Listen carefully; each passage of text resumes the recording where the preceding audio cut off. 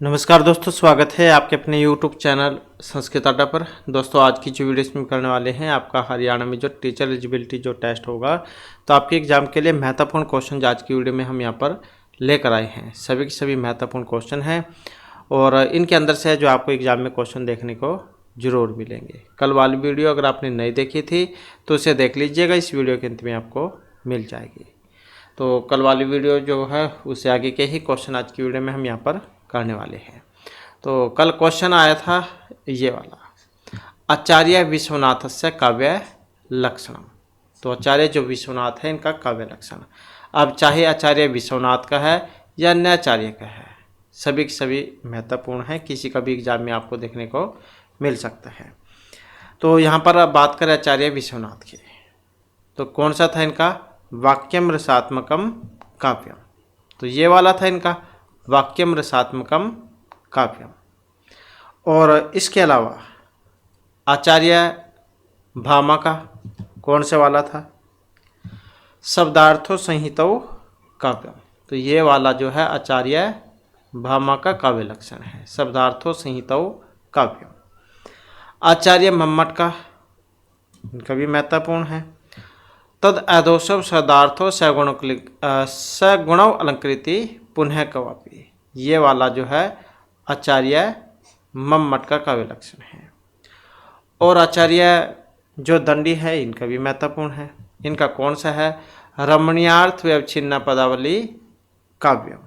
तो ये वाला जो है यह आचार्य दंडी का है।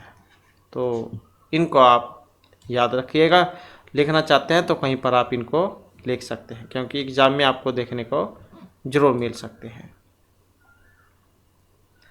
इसके बाद आचार्य विश्वनाथ अभिमते गुणः कस्य धर्मः भवन्ति, शब्दस्य रसस्य अर्थस्य या फिर अलंकारस्य। तो आचार्य विश्वनाथ मते गुणः, तो यहाँ पर हमारा आंसर ऑप्शन सी वाला। तो किसका था ये, रस का, मतलब आचार्य विश्वनाथ के अनुसार गुण रस के धर्मी होते हैं। इसके बाद है साहित्य दर्पण अनुसार महाकाव्य नायक हैं, धीर उदित हैं, ललित हैं, धीर उदात हैं, धीर प्रशांत हैं। तो साहित्य दर्पण के अनुसार महाकाव्य में नायक किस प्रकार का होना चाहिए। तो नायक की अगर हम इसमें बात करते हैं तो ऑप्शन जो सी में है, तो कौन से वाला, धीर उदात। ये चार प्रकार के नायक होते हैं, धीर उदित है, उदात है, ललिता, धीर प्रशांत है, चार प्रकार के होते हैं साहित्य दर्पण में जो महाकाव्य है इसमें नायक। तो इसमें जो श्लोक है उसके माध्यम से भी बतलाया गया था, 10 रूपक में बतलाया गया था इनके बारे में, आचार्य धनंजय के द्वारा जो रचित है 10 रूपक उसमें। तो क्या था श्लोक, महासत्व अति गंभीर है, क्षमावान अविकथन है, स्थिर है निगूढ़ अहंकार है, क्षीर धीरोदात दृढ़ वर्त है। तो ये जो है धीरोदात के बारे में थे, मतलब धीरोदात जो नायक है शोक क्रोध आदि से रहित, अंतःकरण वाला, अति गंभीर, क्षमाशील, अपनी प्रशंसा न करने वाला, स्थिर चित्त वाला, विनम्रता आदि गुणों से अपने अहंकार को छिपाए रखने वाला तथा स्वीकृत बातों का निर्वाह करने वाला नायक धीरोदात कहलाता है। तो ये उसके अंदर गुण होते हैं। तो इस प्रकार ऑप्शन सी। नेक्स्ट हमारा क्वेश्चन आ जाता है विश्वनाथ से काव्य लक्षणम। अभी ऊपर हमने यही है, तो आपको याद भी हो चुका होगा क्योंकि पहले भी हमने आपको बतलाई है ये। तो आचार्य विश्वनाथ का कौन सा है, वाक्यम रसात्मकम काव्यम, ये वाला हो गया आचार्य विश्वनाथ का। अब रीतिरात्मक काव्य से ये भी आया है, ये किनका है। तो कुछ तो हमने ऊपर इस क्वेश्चन में किए थे, जो कुछ बच गए हैं वो यहाँ पर आ जाएंगे। तो रीति के लिए किन्हें जान जाता है, आचार्य वामन को, रीतिरात्मा काव्य से। तो ये आचार्य वामन का है। और धवनी को मानने वाले आचार्य, धवनी संप्रदाय के प्रवर्तक, तो ये आचार्य आनंदवर्धन है, आनंदवर्धन। तो इनको जान जाता है धवनी संप्रदाय के लिए, ध्वनिरात्मा काव्य है। ये आचार्य आनंदवर्धन का है। और शब्दार्थो संहिता काव्यम जो कि ऊपर भी आया था तो आचार्य भामह। तो इस प्रकार से रीतिरात्मक काव्य वामन का है, वाक्यमृषात्मकम विश्वनाथ का, और ध्वनिरात्मा आनंदवर्धन, और शब्दार्थो संहिता काव्यम भामा। नेक्स्ट क्वेश्चन है पतंजलि योग सूत्रे ईश्वरा कथित इंद्रिय अपरमृष्ट हैं, चित्तवृत्ति ही, कलेशई या फिर अज्ञानी। तो कौन सा यहाँ पर सी आंसर है? पतंजलि योग सूत्र ईश्वर है। यहाँ पर देखें तो जो कि ऑप्शन बी में है, कलेशई अपरमृष्ट हैं। मतलब पतंजलि जो योग सूत्र इसमें ईश्वर को क्लेशों से और परामर्श से रहित कहा गया है। नेक्स्ट है योग सूत्र अनुसारम ईश्वर से वाचक है, प्रकाश है, धर्म है, प्रणव है, वैराग्य है। तो योग सूत्र अनुसार ईश्वर से वाचक हैं जो कि ऑप्शन डी में है, मतलब प्रणव है। तो योग सूत्र के अनुसार ईश्वर का वाचक प्रणव है, प्रणव ईश्वर है। इसके बाद है 10 रूपक अनुसार अन्यद भाव आश्रयम, नृत्यम, नाट्यम, नृत्यम या दृश्यम। 10 रूपक के अनुसार, तो इनके अनुसार जो है ये नृत्य है। मतलब 10 रूपक के अनुसार भाव पर आश्रित रहने वाला नृत्य है। भाव पर आश्रित रहने वाला नृत्य से भिन्न होता है। तो नाट्य, और नाट्य क्या है? नाट्य अवस्था अनुकृति नाट्यम, और नृत्य मतलब नाचना। नाचना किस पर होता? ताल लय पर। तो नृत्यम ताल लय आश्रय, नृत्य ताल एवं लय पर आश्रित होता है। और नाट्य अवस्थानुकृति नाट्यम। तो 10 रूपक के अनुसार भाव पर आश्रित रहने वाला नृत्य से भिन्न होता है। नेक्स्ट है आकाश भाषिते पात्र संख्या, त्रीणि चत्वारि द्वे या एकम। आकाश भाषित पात्रों की संख्या तो एक ही है। अब जैसे कि इसमें अभिज्ञान शाकुंतलम में भी आया था आकाशवाणी होती है, तो आकाश भाषित पात्रों की संख्या 1 है, जहाँ कोई एक ही पात्र किसी दूसरे पात्र के बिना ही बात करता है। नेक्स्ट है भाण रूप के नायक हैं, विदूषक हैं, राजा, बेटा या वैसे हैं। तो इसमें नायक होता है। हमने रूपक के 10 भेद आपको बतलाए थे, नाटक, प्रकरण, भाण, वियोग, समकार, डिम, इहमृग, अंकविधि, प्रहसन। तो अगर आप नियमित रूप से वीडियो देख रहे हैं तो आपको ये याद भी हो चुके होंगे। रूपक के 10 और उपरूपक के 18 होते हैं। तो भाण रूप के नायक हैं। तो किस प्रकार का नायक होता है इसमें? तो इसमें है विट नायक। नेक्स्ट है हमारा क्वेश्चन निर्वहन। ये रूपक है, पंचसंधि है, कथा या नाटिका, किस में आती है निर्वहन? तो हमने आपको 5 संधियाँ बतलाई थी। कौन कौन सी? मुख, प्रतिमुख, गर्भ, विमर्श, निर्वहन, या उपसमृति भी कह देते हैं। तो उपसमृति या फिर निर्वहन एक ही बात है। तो ये 5 संधियाँ होती हैं। इसके बाद है नेक्स्ट क्वेश्चन हमारा नाटकेषु अर्थक्षेपकाः भवन्ति, चत्वारः षट् पंच या फिर 7। नाटकों में अर्थोक्षेपक होते हैं। कितने होते हैं अर्थोक्षेपक? तो ये जो कि ऑप्शन बी में है, तो ये 5 होते हैं। अर्थोक्षेपक कौन से हैं? विस्कंबक, चोलिका, अंकस्य, अंकअवतार, प्रवेशक। विस्कंबक क्या है? भूत और मतलब भूतकाल में घटित और भविष्य काल में घटित होने वाली घटनाओं की जो सूचना देता है। भूत और भविष्य की घटनाओं की सूचना देने वाला होता है विस्कंबक। चोलिका क्या है? तो बस आप ये अर्थोक्षेपक याद रखिएगा। ये 5 होते हैं, विस्कंबक, चोलिका, अंकस्य, अंकअवतार, प्रवेशक। इसके बाद है नल चंपूकार। कल्हण, क्षेमेंद्र, विशाखदत्ता या फिर त्रिविक्रम भट्ट। तो नल चंपू के रचयिता कौन है, किस पर आधारित है, कहाँ से लिया गया है, किसकी घटना थी इसमें? तो त्रिविक्रम भट्ट जैन के द्वारा रचित है नल चंपू। और 7 जो है उच्छ्वासों में है। तो राजा नल और दमयंती की प्रेम कथा है इसमें। और नैषधीयचरित पर आधारित है क्योंकि उसी में है ये राजा नल और दमयंती। नेक्स्ट क्वेश्चन है, और उपजीव्य काव्य महाभारत है क्योंकि ये सारे नैषधीयचरित भी महाभारत में से है। ध्वनि परिवर्तन से प्रमुख कारण प्रयत्न लाघव बल आघात लोप या उपयुक्त सकलमेव। तो ध्वनि परिवर्तन का जो प्रमुख कारण है वो इनमें कौन सा है? तो ये अभ्यंतर और बाह्य है, 2 कारण हैं। तो इसमें जो हमारा सी आंसर ऑप्शन बी वाला है। तो ध्वनि परिवर्तन का जो प्रमुख कारण है वो इसमें बल आघात को माना गया है।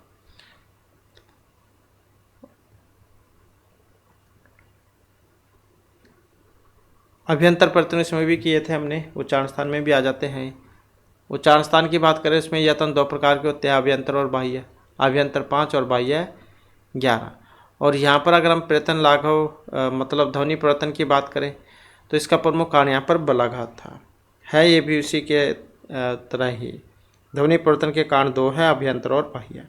अभ्यंतर की बात करें तो जैसे कि हमने पढ़ा भी है यहाँ पर, तो इसमें अभ्यंतर प्रयत्न में कौन कौन से आएंगे? प्रयत्न लाघव या फिर मुक्सुक, लघु कर्ण की प्रवृत्ति, अनुकर्ण की अपूर्णता, अशिक्षा, शीघ्र भाषण। अभ्यंतर प्रयत्न उसे मान सकते हैं आप, जैसे कोई शब्द है आप जल्दबाजी में उसको छोटा कर देते हैं तो यह आ जाएगा।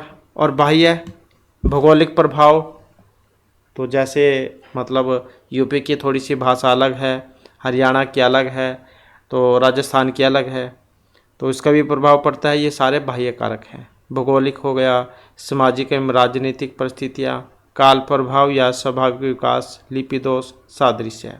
मतलब जहाँ पर ठंड पड़ती है वो वहाँ की थोड़ी सी भाषा अलग है, और जहाँ पर गर्मी होती है वहाँ की थोड़ी सी भाषा अलग है। तो अभ्यंतर और बाह्य ये 2 कारण जो है माने गए हैं ध्वनि परिवर्तन के। नेक्स्ट है, प्रोफेसर ग्रिम महोदय अनुसारम क त प ध्वनि नाम स्थानीय परिवर्तन। तो का ता प जो ध्वनि है उनका परिवर्तन कैसे होगा ग्रिम के अनुसार? तो इनके अनुसार जो आप इस त्रिभुज के माध्यम से भी जो आप इनको याद रख सकते हैं। अब जैसे यहाँ पर पहला वर्ण है क, क्वरग, त्वरग, पोरग, ये मान लो।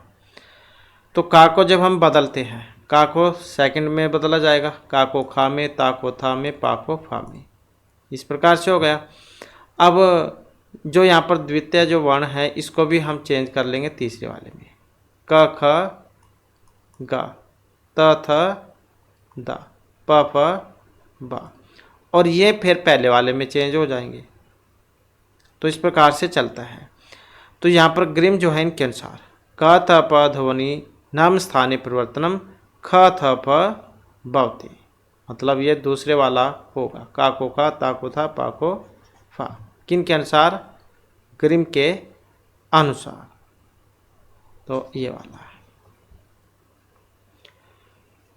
इसके बाद है नेक्स्ट हमारा केंटुम वर्गस्य भाषा नास्ति, केल्टिक, अल्बानी, तोखारिया, हिटाइट। अब केंटुम वर्ग जो है इसमें अल्बानी भाषा नहीं आती है, ये वाली। अब यहाँ पर केन को 2 भागों में बांटा गया था भाषा को। एक तो था सतम वर्ग, सतम वर्ग जैसे आप संस्कृत में सो कैसे लिखते हैं ऐसे लिखते हैं सतम। और एक था केंटुम वर्ग, इसका परिवर्तित रूप, जैसे सतम तो हम संस्कृत में कह देते हैं, हिंदी में हम सो कहते हैं।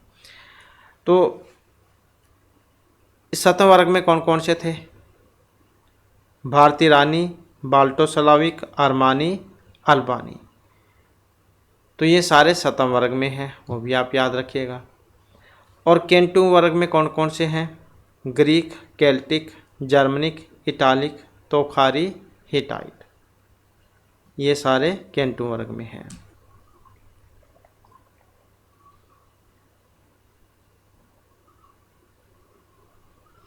इसके बाद है प्रसिद्ध ध्वनि नियमेशु अर्वाचीनतम अपि ग्रासमान, वर्नर, मैकडोनल या ग्रिम नियम। तो प्रसिद्ध जो ध्वनि नियम है इसमें वर्नर का जो नियम है उसको अर्वाचीन माना गया है।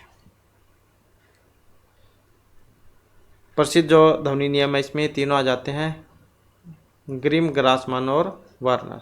तो अर्वाचीन जो यहाँ पर वर्नर को माना गया है। ग्रिम जो है ये जर्मन भाषा शास्त्री हैं। ग्रासमान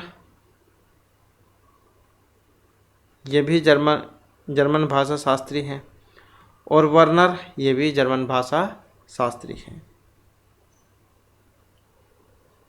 पूरा नाम इनका कार्ल वर्नर था, ये वाला कार्ल वर्नर।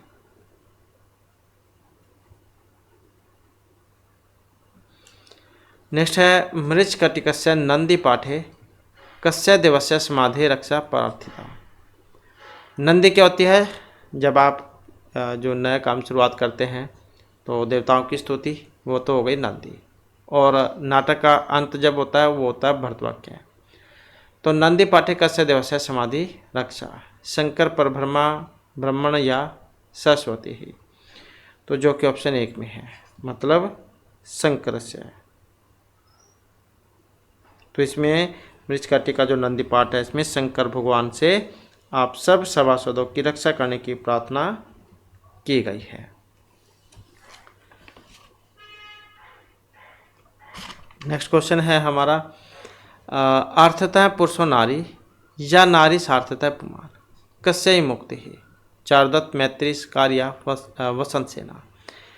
तो इसका संबंध जो ऑप्शन ए से है, मतलब चारुदत्त।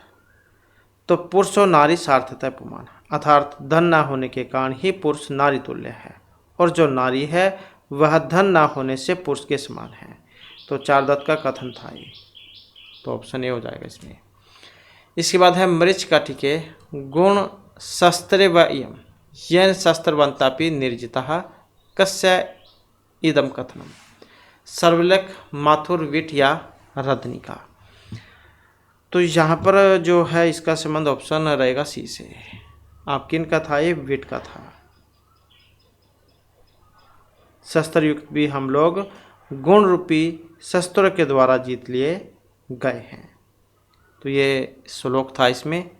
ऐसा ते पढ़ने है विपर शीर्षा धार्यते मया गुण है शस्त्री वयम येन शस्त्र बनतापि निर्जिता। ऐसा एक श्लोक था ये। तो कथन जो यहाँ पर विट का है और मृच्छकटिकम में से लिया गया है। मृच्छसूदर की जो रचना है और ऊपर का दूसरा भी जो है प्रकार 10 अंकों में है ये।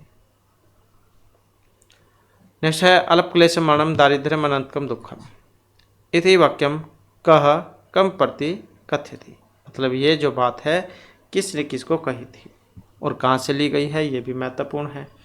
तो मृच्छकटिकम जो है उसमें से ली गई है ये। तो क्या कहा गया था इसमें कि मृत्यु कम कष्ट वाली होती है, किंतु दरिद्रता कभी न समाप्त होने वाला दुख है। मृत्यु तो कम देगी दुख, लेकिन जो गरीबी जो होती है, आर्थिक तंगी, वो जब तक व्यक्ति जीवित रहेगा तब तक उसे दुख देती रहेगी। तो अल्पक्लेशम मरणम दारिद्र्यम अनंतकम दुखम। तो मृत्यु कम कष्ट वाली होती है, लेकिन दरिद्रता कभी न समाप्त होने वाला दुख है। तो कौन किसको कहते हैं इसमें? चारुदत्त विदुषों को कहते हैं ये वाली बात। चारुदत्त है विदुषकम प्रति। नेक्स्ट है अधस्तनेषु उपजीव्य काव्यम आश्रितम न अस्ति, नहीं है। अभिज्ञान, शकुंतलम, उत्तरामचरित, मृच्छकटिक या नैषधीयम। उपजीव्य महाकाव्य आश्रित नहीं है। कौन से वाला? यही वाला मृच्छकटिकम, क्योंकि अभिज्ञान, शकुंतलम, नैषधीयम, उत्तरामचरित में मृच्छकटिकम अलग है। क्योंकि मृच्छकटिकम नाटक में भास के जो चारुदत्त नाटक है इसका प्रभाव दृष्टिगोचर होता है, जबकि अभिज्ञान, शकुंतलम जो नाटक है इसका उपजीव्य क्या है? महाभारत है। महाभारत में जो शकुंतलोपाख्यान है उसमें से लिया गया है। नैसचरित ये भी महाभारत में से है, उसमें जो वन पर्व आता है उसमें से लिया गया है। और उत्तरामचरित ये रामायण में से है। तो मृच्छकटिकम या यही अलग है इसमें, क्योंकि महर्षि ने जो 13 नाटक लिखे थे ये उसमें से है। नेक्स्ट क्वेश्चन है मदनिका इति स्त्री पात्रम तिष्ठति उत्तरामचरिते, मृच्छकटिके, रत्नवल्याम या फिर कदम्बल्याम। मदनिका स्त्री पात्रम तिष्ठति, जो कि ऑप्शन बी में है, मतलब मृच्छकटिके। तो मृच्छकटिकी जो नायिका है वसंत सेना प्रसिद्ध गणिका थी और उसी की दासी का नाम था मदनिका। तो एग्जाम में कई बार आ जाता है कि ये किनकी दासी थी या मदनिका कौन है। तो नायिका जो है इसकी वसंत सेना, इसकी प्रसिद्ध गणिका थी, मतलब मृच्छकटिकम की जो नायिका है वसंत सेना प्रसिद्ध गणिका थी और उसकी दासी का नाम था वसंत सेना, मतलब इनकी दासी का नाम था मदनिका। नेक्स्ट है तो शिशुपाल वध है महानील शिलारुच है पुरः निषेधितवान कंस कृशः स विष्टरे इत्यस्मिन् पदांशे विष्टरे इत्यस्य पदस्य अर्थ है आसने सिंहासने काशपीठे या मृग चर्मणि। तो ये विष्टरे का मतलब यहाँ पर क्या है? तो इस अर्थ का इसके बात करें तो इसका संबंध था ऑप्शन ए से, मतलब आसन से। तो महर्षि माँ के द्वारा रचित है शिशुपाल वध महाकाव्य। 20 सर्गों में है, एक ही काव्य लिखा था इन्होंने ये वाला शिशुपाल वध। 1650 श्लोक है इसमें, अगर एग्जाम में पूछ लिया जाता है। और श्री शब्द से इसका प्रारंभ होता है।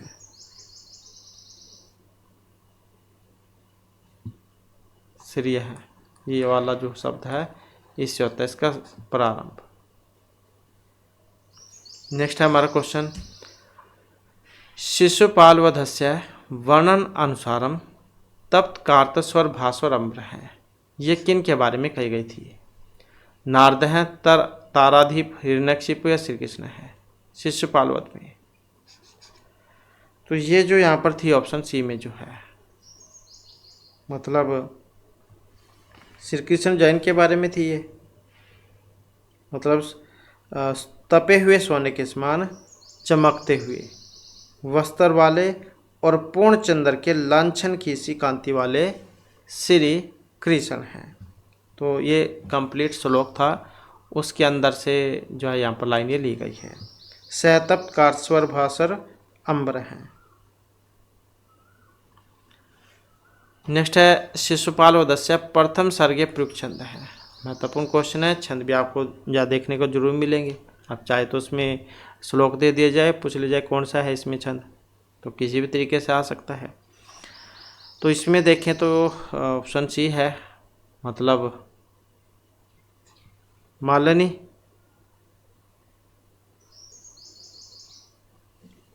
या वसंत, कौन सा हो सकता है इसमें? तो मालिनी, इसमें तो वसंत छंद का ज़्यादा प्रयोग हुआ था, तो वसंत छंद आप कर लीजिएगा। और लक्षण की बात करें तो जातव तो वसंतम उदरितम जरव, ये इसका लक्षण है। इसके बाद है पिसंग मौज अर्जुनम इति विशेषण महाकाव्य में सूचित है। तो ये श्री कृष्ण, अर्जुन, बलराम या फिर नारद हैं, किन के बारे में था ये? तो इसका संबंध था ऑप्शन डी से, मतलब जो नारद मुनि है इनसे। नेक्स्ट है हमारा क्वेश्चन कस्य कवि पद लालित्यम प्रसिद्धम। अब जैसे महर्षि कालिदास है उपमा के लिए जान जाते हैं, महारावी कार्तगौरव के लिए जान जाते हैं। तो यहाँ पर जो ये दंडी जो है महर्षि दंडी, इनको पद लालित्य के लिए जाना जाता है। श्लोक भी है उपमा कालिदासस्य भारवे अर्थगौरवम दंडिन है पद लालित्यम माघे संति त्रिगुणः। और मिर्ची माघ में इन तीनों के गुण हैं, मिर्ची बारहवीं के, कालिदास और दंडी के। नेक्स्ट है हमारा क्वेश्चन, बुद्ध चरितस्य अंगिरस वर्तते, करुणा, शांत, अद्भुत या श्रृंगार। तो कौन सा रस है बुद्ध चरित में? तो बुद्ध चरित की बात करें तो इसमें है शांत रस। मिर्सिया सुगोस की रचना है और 28 सर्गों में है और शांत रस है, और जो महात्मा बुद्ध थे उनके जीवन के ऊपर है। नेक्स्ट है, कुमार संभवे रति विलाप रस दोष वर्तते, दीप्ति पुनः पुनः, कांडे छेद, कांडे प्रथनम या अनंगस्य अभिधानम। कुमार संभव में रति विलाप, तो इसका जो संबंध है यहाँ पर ऑप्शन ए से रहेगा, दीप्ति पुनः पुनः है।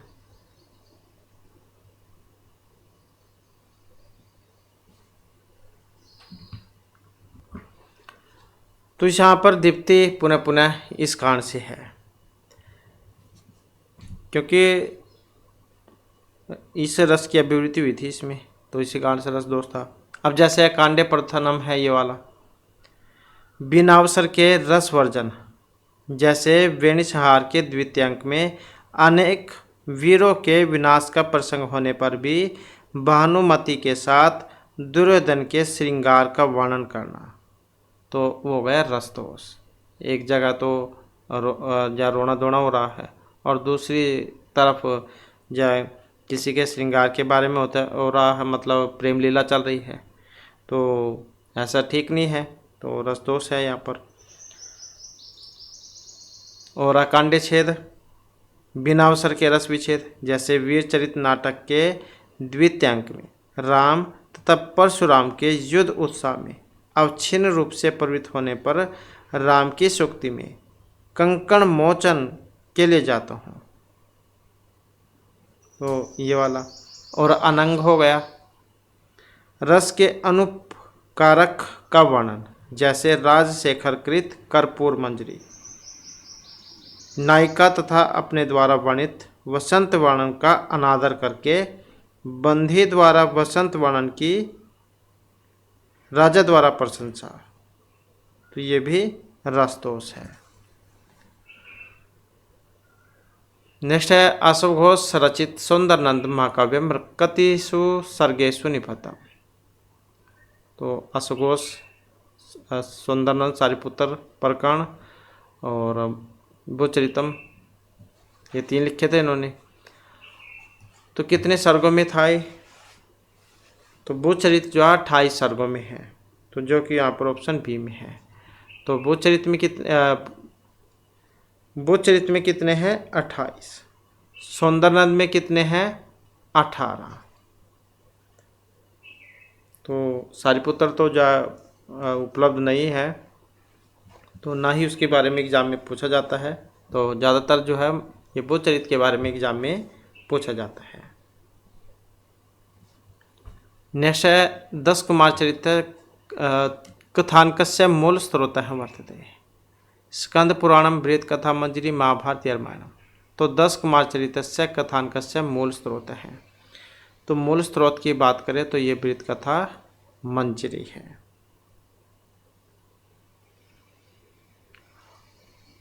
और तो क्योंकि यहाँ पर हाँ इसका कथानक मतलब उपजीव्य काव्य जो है ये वाला, इस कथानक का नायक राजवाहन थे और मूल स्रोत इसके गुणाढ्य की बृहत कथा है। नेक्स्ट है, बृहत्त्रयी इति संज्ञा कानि महाकाव्यानि गृह्यन्ते। बृहत्त्रयी में एक होता है लघुत्रयी, एक होता है बृहत्त्रयी। तो बृहत्त्रयी में कौन से हैं?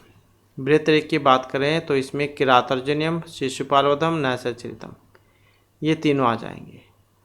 और लघुत्रयी में ये वाले आ जाएंगे, फिर रघुवंश, मेघदूत, कुमार संभव। और महर्षि कालिदास को लघुत्रयी के लिए जाना जाता है, तो यहाँ पर बृहत्त्रयी की बात हुई थी, तो ये वाले।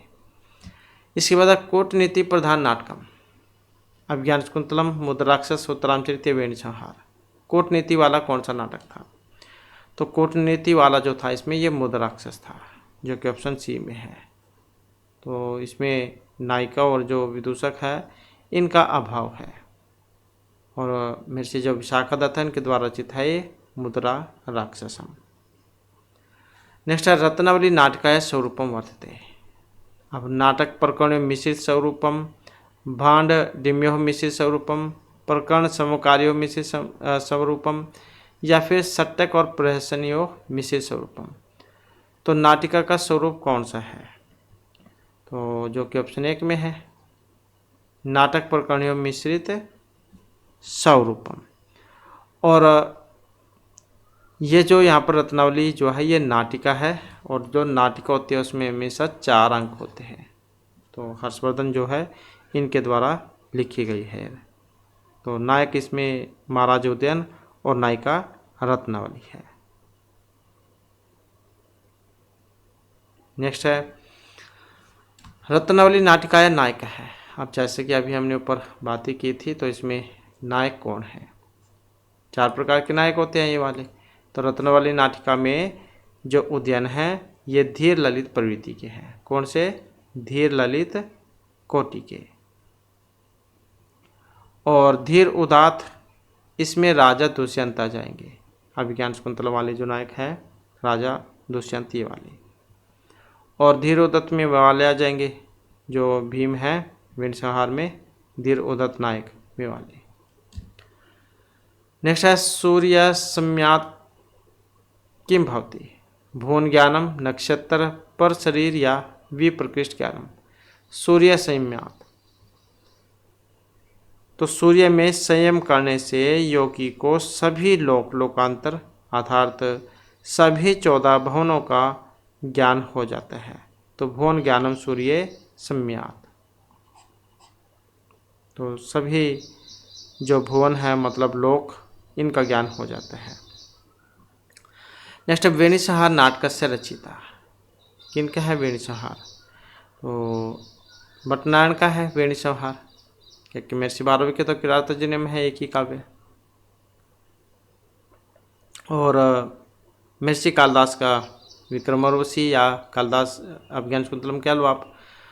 और जो यहाँ पर एक बच गए ये भट्ट लक्ष्मीधर, इनका देव ग्रंथावली था, देव ग्रंथावली।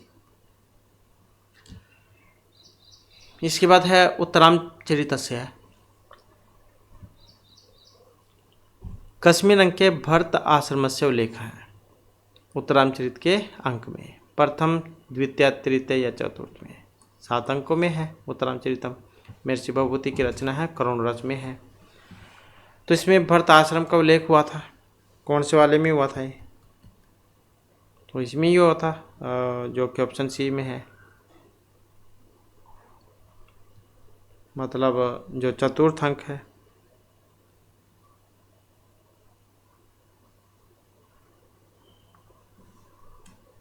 नेक्स्ट है ऋषि नाम पुनः धनम वाचम अर्थों दावती उक्तियां कुतः प्राप्यते। तो एग्जाम में जो पूछी जाती है, महत्वपूर्ण है।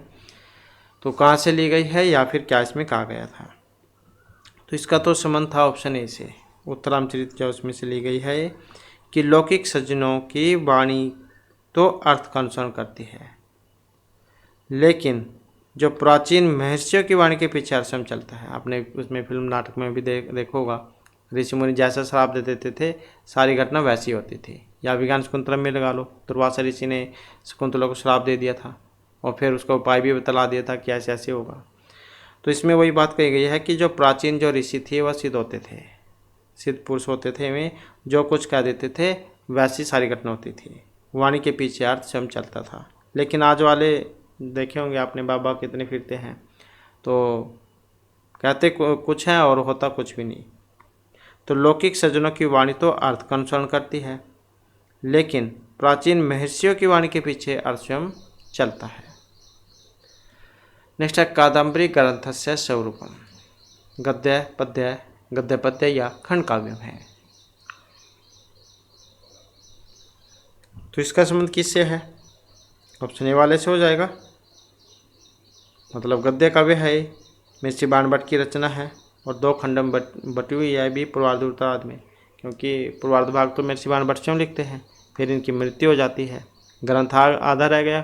फिर इनके जो पुत्र थे वो जो इसको कंप्लीट करते हैं। तो इसी कारण से 2 भाग इसके हो जाते हैं। और पंचाली रीति के कवि हैं मृषिकाल दास। नेक्स्ट हमारा क्वेश्चन आ जाता है,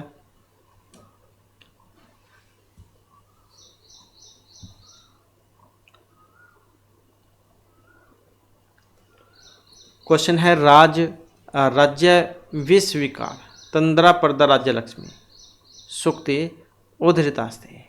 तो यहाँ से आप समझ गए होंगे राजलक्ष्मी से। उत्तरामचरितम वैराग्य नीति किया सुख नासुख देश। तो किस में से ली गई है ये? तो इसमें से सुखनासुपदेश में से। तो इसमें ही मंत्री सुखनासुपदेश चंद्रपीठ को उपदेश देते हैं राजलक्ष्मी के बारे में, कि राजलक्ष्मी जो होती है पहले तो किसी को प्राप्ति नहीं होती, अगर प्राप्ति भी हो जाती है तो उसकी देखभाल बहुत मुश्किल से करनी पड़ती है, क्योंकि बहुत सारे डर लगे रहते हैं। नेक्स्ट है क्रोध आवेग ग्रहणम उत्पत्ति निम्न का लक्ष्मी ही रागाकुलता मोहकुलता या फिर ईर्ष्याकुलता।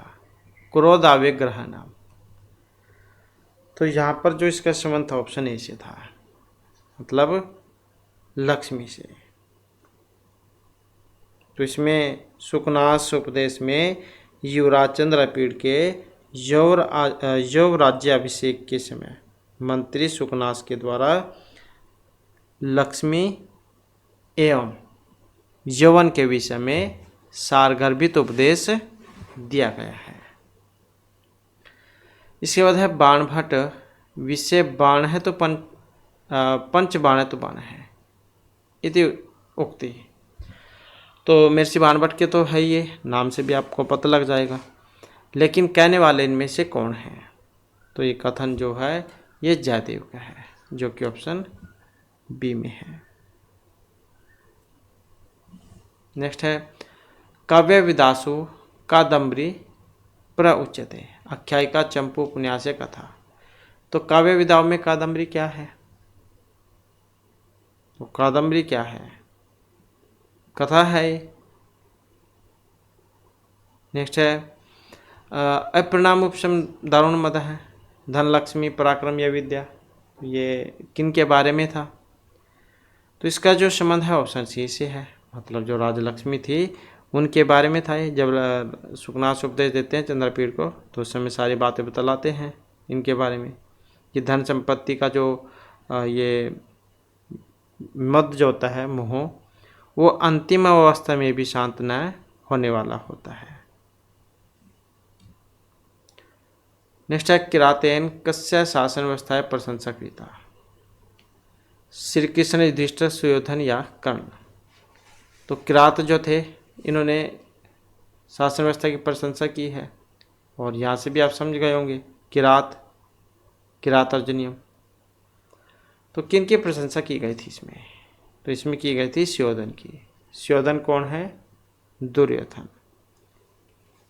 तो इसमें किरात ने सुयोधन के शासन व्यवस्था की प्रशंसा की, और इसमें युधिष्ठिर ने किरात यानी कि वनेचर को हस्तिनापुर का समाचार जानने हेतु गुप्तदूत बनाकर भेजा था। हस्तिनापुर से द्वैतवन लौटने पर वनेचर ने समस्त वृत्तांत सुनाते हुए सुयोधन के शासन व्यवस्था की प्रशंसा की, और यह वृत्तांत महर्षि भारवी के द्वारा जो रचित था उत्तरामचरित नाटक, तो उसमें से लिया गया है।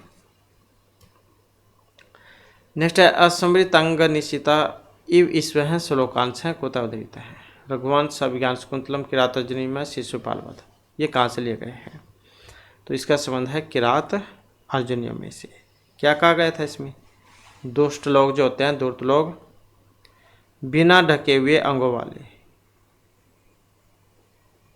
उन जैसे लोगों को तीक्ष्ण बाणों के समान भीतर प्रविष्ट होकर मार डालते हैं।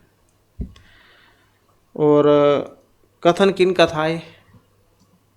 कथन था द्रौपदी का। द्रौपदी जो है उनका कथन था ये। नेक्स्ट है हमारा क्वेश्चन अलकापुरी केशाम बस्ती। नरा नाम राक्षसा नाम यक्ष ईश्वरा नाम या न का नाम। तो ये जो यहाँ पर अलका की बात हुई है, इसमें कौन रहते थे? सीधे शब्दों में अगर हम समझे तो इसका संबंध जो है ये था राक्षसों से। राक्षसों की थी ये किसकी थी? यक्ष ईश्वरा नाम, यक्षों की नगरी थी अलकापुरी। और यहाँ के स्वामी कौन थे? धनपति कुबेर। नेक्स्ट है आतरणाय व शस्त्रम न प्रहर्तुम अन्नागसी कथनमिदम अस्ति। अब चाहे तो एग्जाम में यहाँ से आ जाए, पूछ लीजिए कि ये पंक्ति कहाँ से ली गई है अभिज्ञान शाकुंतलम में से, और किन का कथन था यहाँ पर ये। तो इसका संबंध था विखानस से, जो कि ऑप्शन बी में है। और विखानस क्या कहते हैं इसमें कि जब महाराज दुष्यंत आश्रम के मृगों को मारने के लिए उनका पीछा कर रहे थे, तब विखानस कहते हैं कि हे महाराज, आपके शस्त्र तो पीड़ितों की रक्षा करने के लिए है, निर अपराधों पर प्रहार करने के लिए नहीं। नेक्स्ट है लोको नियमित आत्मदशंतरेशो श्लोकान समितिष्ठते। अब ये भी महत्वपूर्ण है, कहाँ से लिया गया है? तो अभिज्ञान शाकुंतलम जो उसमें से लिया गया है। नेक्स्ट है परिवर्तिताम प्रकृतिताय पाठ है इति भरतवाक्यांश है। भभूति महिभट्ट कवि कर्णपुर या कालिदास, किनका है? परिवर्तिताम प्रकृतिताय पार्थिव है। तो इसका संबंध था ऑप्शन डी से, महर्षि कालिदास। प्रवर्तिताम प्रकृति हिताय पार्थिव है सरस्वती श्रुत महता महीयताम मम अपि च क्षप्यतो नील लोहित पुनः भुवम परिगत शक्तिर आत्मभू। ऐसा जो है ये श्लोक था, और अभिज्ञान शाकुंतलम जो है उसमें से लिया गया है। नेक्स्ट है अभिज्ञान शाकुंतलम न रत्नम अन्विष्यति मृग्यते हि तत् इत्येवम् उक्ति अस्ति। विदूषक कर्णव दुष्यंत्या विश्वामित्र। अब किन का था यहाँ पर ये? तो इस कथन का संबंध था राजा दुष्यंत से। क्या कहा गया था इसमें? राजा दुष्यंत क्या कहते हैं कि रत्न ग्राहक को नहीं खोजा करते हैं, ग्राहक ही रत्नों की खोज क्या करते हैं। वही बात है, जैसे कोई प्यासा थोड़ी मतलब कुआं थोड़ी प्यासे के पास आएगा। जिस व्यक्ति को प्यास लगी है उसे कुएं के पास जाना होगा। अब ऐसी सेम यहाँ पर बात हुई थी कि रत्न थोड़ी किसी ग्राहक को ढूंढने जाएंगे, ग्राहक ही तो रत्नों को खोजेगा। इसके बाद में नेक्स्ट है हमारा शक्य संबंध भावती।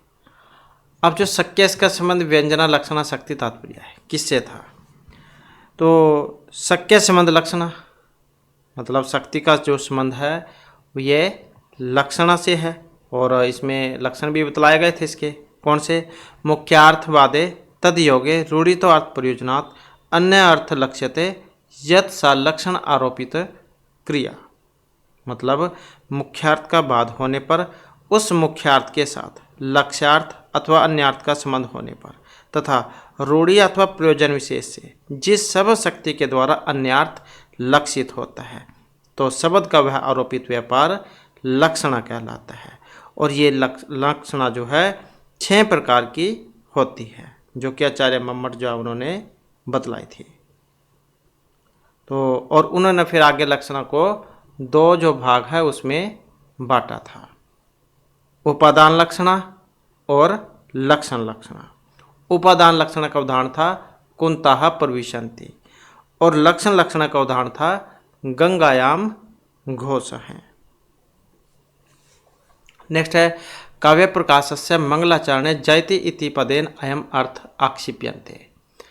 तो काव्य प्रकाश का जो मंगलाचरण है इसमें जयति, इसका मतलब जयकार, पुरस्कार, नमस्कार, प्रतिकार। क्या था इसका अर्थ?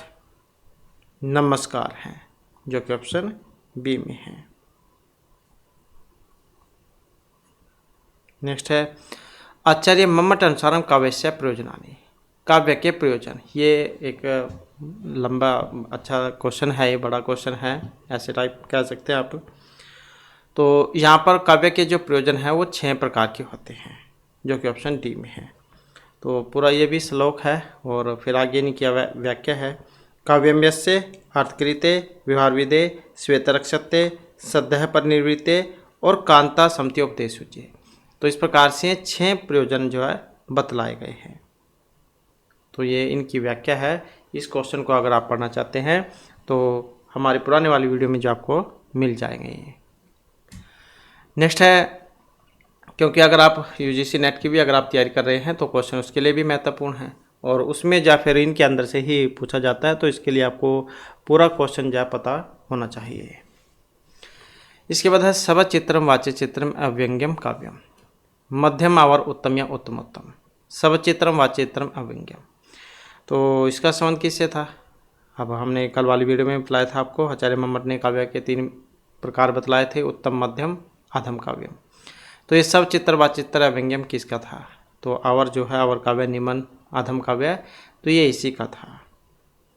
तो चित्र नामक गुण तथा अलंकार से युक्त होने से है। अव्यंग्य का अभिप्राय स्पष्ट रूप से प्रतिमान व्यंग्य अर्थ से रहित काव्य है। इसके बाद है इति हेतु न तो हेतु है इति कस्य आचार्य से वचनम दंडी भामा मम्मट या राज शेखर। इति हेतु न तो हेतु है, तो इसका जो संबंध है ऑप्शन सी से है। तो किन का था ये? आचार्य मम्मट। ये भी यहाँ पर श्लोक है उसके माध्यम से बतलाया गया है। शक्ति निपुणता लोक शास्त्र काव्य अवेक्षणात् काव्य शिक्षा अभ्यास इति हेतु तद उद्भवे, ऐसे। तो आचार्य मम्मट का था ये।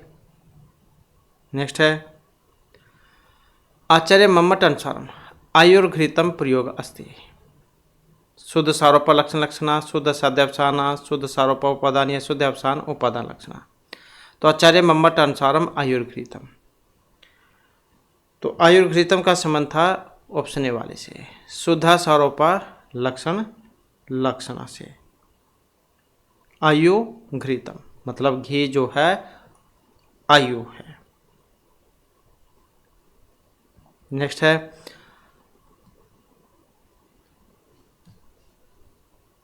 मुख्यार्थवादे, तो यहाँ पर ही देख लेते हैं।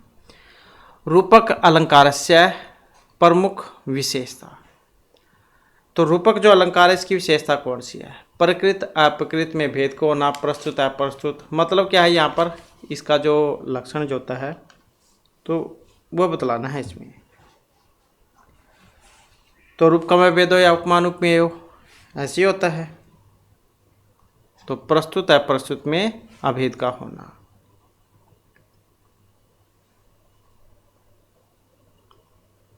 नेक्स्ट है मुख्यार्थ बाधे तद योगे रूढ़ित्वार्थ प्रयोजनात् अत्र तद इति सर्वनामना अभिप्राय। मुख्यार्थ बाध लक्षणा या ध्वनि, तो क्या है इसका मतलब? तो इसका अर्थ था ऑप्शन ए से। तो किससे है? मुख्यार्थ से। तो यहाँ पर भी जो श्लोक है उसके माध्यम से बतलाया गया है मुख्यार्थ बाधे तद योगे रूढ़ितो अर्थ प्रयोजनात् अन्य अर्थ लक्ष्यते यत् सा लक्षण आरोपित क्रिया। तो इस प्रकार से है मुख्यार्थ का बाध होने पर और उसके साथ संबंध होने पर रूढ़ि से अथवा प्रयोजन विशेष से। तो इस वाक्य में तद इस सर्वनाम से मुख्यार्थ का अभिप्राय घोषित हुआ है। इसके बाद है अहो केंद्रीसी बुद्धि दारुणा तब निर्मिता त्रिगुण सूर्यते बुद्धि नैतु दारुमी कवचित अतर अलंकार है। तो इसमें किस अलंकार का प्रयोग यहाँ पर हुआ है? वक्रोक्ति अनुप्रास श्लेष या उपमा। तो इसमें अगर हम देखें तो इसका संबंध था ऑप्शन 1 से, मतलब वक्रोक्ति जो उससे संबंधित था कि जहाँ पर किसी के द्वारा कहे हुए वाक्य का श्लेष या काकु से दूसरा ही अभिप्राय कल्पित कर लिया जाए, वहाँ पर वक्रोक्ति अलंकार होता है।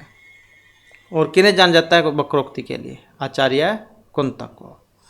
तो इस प्रकार से जो हमारी क्लास में महत्वपूर्ण क्वेश्चन थे। नेक्स्ट वीडियो की से आगे के जो महत्वपूर्ण क्वेश्चन जो है उसे हम कंप्लीट करेंगे। और दोस्तों हमारे साथ अंत बनाने के लिए धन्यवाद।